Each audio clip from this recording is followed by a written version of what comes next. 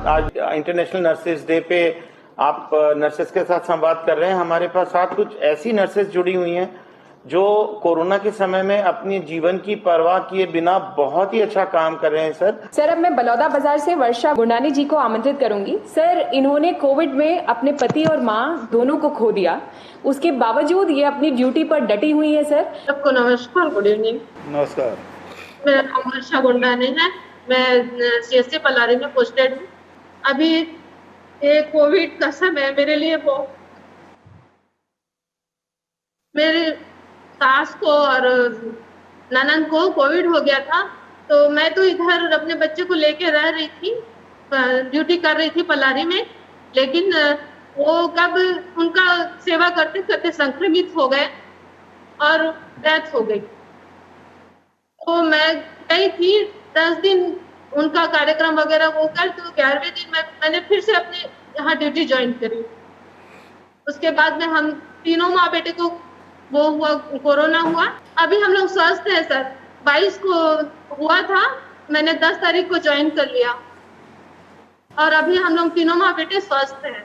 और आईपीडी में मैं सैंपलिंग भी करती हूँ, प्लस ओटी इंचार्ज भी हूँ, डिलीवरी भी कराती हूँ। सर, जैसे काम पड़ता है हम कर लेते हैं। वर्षा जी, आपने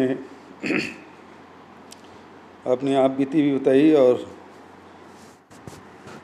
हम सब इसे द्रवित भी हो गए। और ऐसे स्थिति में भी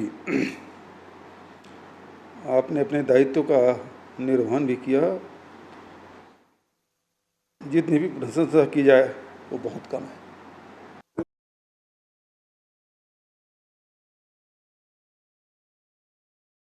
इस महामारी के काल में आप लोग जो सेवाएं दे रही हैं, जिन परिस्थितियों में दे रही हैं, उसके लिए मैं पुनः आप सबको बधाई देता हूं, शुभकामना देता हूं।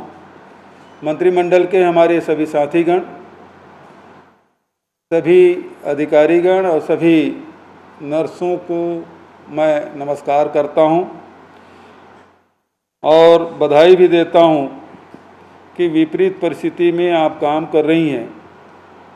बहुत से सभी नर्सों से बात नहीं की जा सकती, लेकिन कुछ नर्सों से हमने बात की और उनके परिवार प्रभावित होने के बाद भी किस प्रकार से ऑपरेशन थिएटर न केवल वो खुद प्रभावित हुए, परिवार के लोग प्रभावित हुए, परिवार के लोगों को खोने के बाद भी जो सेवाएं आपने दी है वो उत्कृष्ट सेवा की श्रेणी में आता है। और मैं सभी जितने भी नर्स बहनें हमारे काम कर रहे हैं उसको मैं सलाम करता हूं, उनका इस्तकबाल करता हूं, उन्हें बधाई देता हूं, शुभकामना देता हूं, क्योंकि एक ऐसा समय है जिसमें ये संक्रमण ऐसा है जिसमें परिवार के लोग भी साथ में नहीं खड़े हो पाते। ऐसे समय में मरीज के लिए आप ही सब कुछ होते हैं। जहाँ डॉक्टर भगवान के रूप में देखा जाता है, वहीं हमारे नर्स बहनें किसी देवी से कम नहीं है। न केवल माँ के रूप में सेवा करती हैं, देख रेख करती हैं, भोजन कराती हैं, दवाई देती हैं, इलाज करते हैं और उनसे बातचीत भी करते हैं, उनको हिम्मत भी बढ़ाने का काम आप सब करते हैं। तो ये विपरीत परिस्थिति में किया गया कार्य है, जिसे मैं समझता हूँ कि बहुत से नर्स लंबे समय से काम कर रहे हैं, लेकिन ऐसी परिस्थिति में काम करने का मौका शायद पहली बार मिला है। सदी के बाद ये स्थिति बनी है। 100 साल पहले इस प्रकार से महामारी आई थी। ये महामारी फिर से आया है, पिछले साल भी आया था और ये सेकंड स्ट्रेन भी अभी आया हुआ है और वैज्ञानिक कह रहे हैं कि तीसरा स्ट्रेन भी आएगा, उसकी भी तैयारी हम सबको करना है। तो पहले और दूसरे स्ट्रेन ने हमें बहुत कुछ सिखाया है कि किस प्रकार से स्वयं को सुरक्षित रखते हुए मरीजों की सेवा करना है। ये हम सब ने सीखा है। तीसरा हो सकता है इससे और ज़्यादा चुनौतीपूर्ण हो, उसकी तैयारी भी हम लोगों को करना चाहिए। बहुत सारी नर्सें हैं जो आईसीयू के और वेंटिलेटर में भी सेवाएं दे रही हैं। तो अब ज़्यादा ट्रेनिंग देने की ज़रूरत है। जो स्टाफ है वो आईसीयू के भी और वेंटिलेटर में भी अपनी दक्षता हासिल करे और सेवाएं दे सके।